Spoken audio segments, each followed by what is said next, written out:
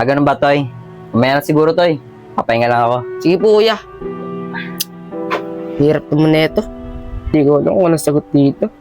Toy, masyado ka ng seryoso sa pag-aaral mo, ah. Minsan, bibigyan mo rin ng oras sa sarili mo. Maglaro ka sa labas. Mag-enjoy ka, mapaglaro ka dyan sa mga bata dyan. Oh. Huwag masyadong seryoso yung pag-aaral mo. Bigyan mo rin ng oras sa sarili mo. Kuya, hindi importante yung paglalaro na eh. Importante, kapagtapos ako ng pag-aaral para makatulong ako sa inyo. Ano ka ba naman bata ka? Hindi ko naman sinabi sa'yo na itigil mo yung pag-aaral mo. Gusto ko lang, bigyan mo yung sarili mo na mapag-enjoy dyan sa labas, mapaglaro sa mga bata. Kasi hindi mo na magagawa yan pagka tumanda ka na. Yeah, ginagawa ko lang naman po to para makatulong sa inyo. Katulad po nun, wala na po si nanay tsaka si tatay. Alam ko po kuya, na hirap na po kayo sa trabaho niyong construction dahil po hindi pa kayo napagtapos ng pag-aaral. Alam ko naman yun to eh. Mahirap ang trabaho ng construction.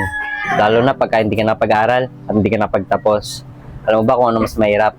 Ang hindi ka magkaroon ng kaibigan at hindi mo maranasan ang pagiging bata mo. Ganun po ba yung kuya? Oo, Toy. Kaya ako sa'yo, i-enjoy mo yung pagkabata mo. Makipaglaro ka sa labas. Tsaka pagbutihan mo rin yung pag-aaral mo. Ha? O, sige na.